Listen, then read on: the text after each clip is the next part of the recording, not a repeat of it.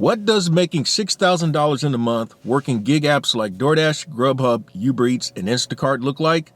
I'll show you on this segment of the Gig Geezer.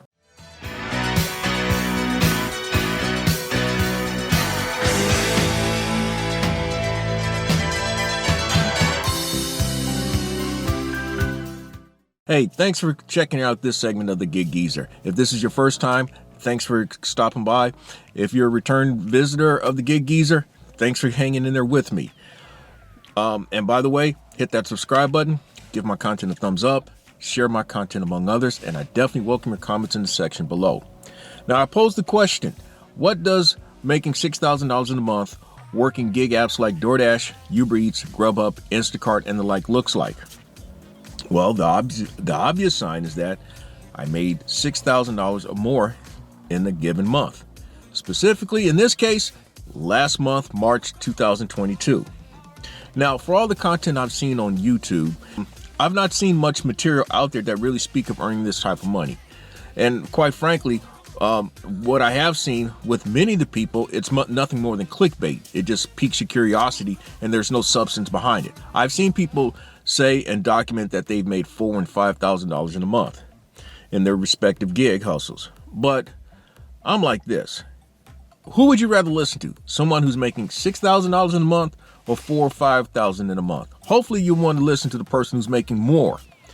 Now, for the record, I made last month, March 2022, $6,321.36. This is not the first time that I've topped over $6,000 in a month. In fact, in 2022. Back in January, I made $6,264.09 working primarily 5 gig delivery apps. Last month, it took me 7, and I'll go into that a little further. Now, just to qualify things, I have made $5,000 or more every month since March 2020. And also during that same amount of time, I have averaged over $200 a day in my gig hustle since March 2020. Now, lastly, since January 2021, just throwing another set of numbers out there, I have averaged over $5,928 a month doing gig economy work. Namely, again, DoorDash, Grubhub, Uber Eats, Instacart, Waiter/Bite Squad. Now, what you'll notice here is that my March earnings came from 7 different sources, in fact. DoorDash, I made over $1,900. Uber Eats, I made over $1,860. Instacart, I made over $1,050. Grubhub, I made over $700. Bite Squad or Waiter/Bite Squad, I made over $660. Point Pickup, I made exactly $65.45. And Roadie, I made $36.44. All should total up to $6,321.36. Now, as I've shared on many occasions, it's my experience in this market that I work in, South Carolina, specifically Columbia, that in order to make the type of money that I have made, you need to work multiple apps. I just don't believe that you can get by working just 1 or 2 apps. I just don't believe it.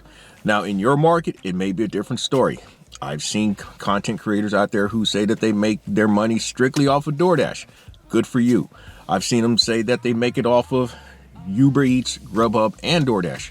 Good for you. By the way, hit that subscribe button, share my content among others, give my content a thumbs up, and I definitely welcome your comments in the section below.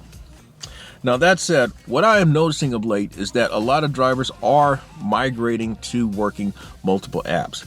They have found that, I guess you may make the argument, having been spoiled by the pandemic, in which all you may have need to work was 1 or 2 apps, and you may not have to drive, you may not have to be out there as long as you are now. They are venturing to working multiple apps, and I'm not talking 2 or 3 apps. They're having in their repertoire as many as 10 apps. Now, those other apps that people are talking about are, again, Point Pickup.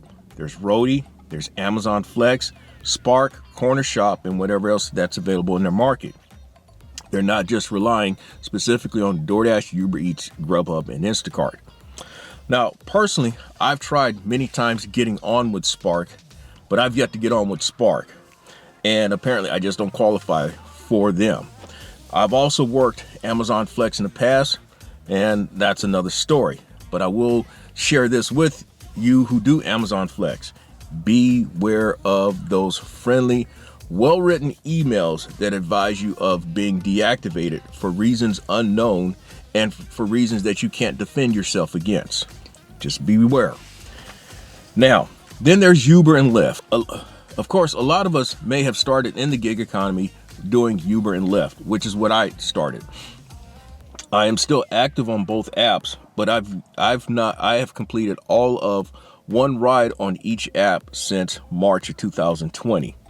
I'm more comfortable delivering someone's hamburgers, salad, French fries, and other items as opposed to someone sitting in my back seat and can get by with impunity accusing me of something, and then all of a sudden I'm deactivated. I'd rather deal with the food and items as opposed to people. That's just my opinion. So to give you a breakdown of what that $6,000 month looked like, I went out there last month, 29 and a half days.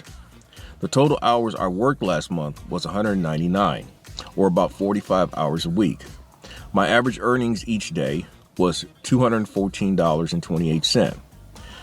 For all you dollars per hour and dollars per mile people, I averaged per hour $31.71 an hour, and I drove 4,265 miles, or about $1.48 a mile I made.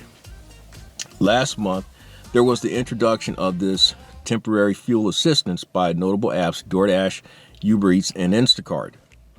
Now, on DoorDash, I saw all of $15, and Uber Eats, I saw the most of it, which was like $37.70. And then Instacart contributed another $1.20, and then there was like $1.69 from Grubhub for a grand total of $54.29. That comprised 8.59% of my income. Now, that also equal to maybe one trip to the gas station for me, because on average, I'll put in each time I go to the gas station $55 in my tank. How much did I spend on gas last month? $809.58, or about 12.8% of what I made last month. Now, I've always felt that gas would be my biggest single monthly expense. It's been since September 2016 when I first began with Uber, and then later with Lyft in January 2017. But just for a brief comparison of how gas prices have changed so dramatically in the past year, just a brief comparison, as I said, I spent $637.50 last year, March 2021, on gas, or about 9.69% of what I made, which was $6,578.81. Now, last March 2021, I also drove 4,690 miles, and I earned on average $1.40 a mile. Now, I've uploaded several Gig Geezer segments in which I shared how I've made $1,400 and $1,500 in a single week. I've also shared other Gig Geezer segments in which how I've made $6,000 in a month. But I figured that I would show you a different angle of how $6,000 was made by showing you exactly what it looks like as well as the numbers behind it. Hopefully, what I've shared with you may inspire you or maybe motivate you to get out there and make it work or make it happen in your market. By the way, hit that subscribe button, give my content a thumbs up, share my content among others, and I definitely welcome your comments in the section below. With that, I'm Inwood Lane, and as always, may your hustle continue. Thank you for checking out this segment of the Gig Geezer.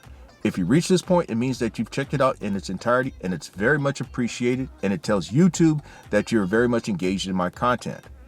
Hey, if you'd like to get in contact with me or pass on some other useful information, I can be reached at giggeezer3.5@gmail.com, or you can check me out on Twitter at giggeezer.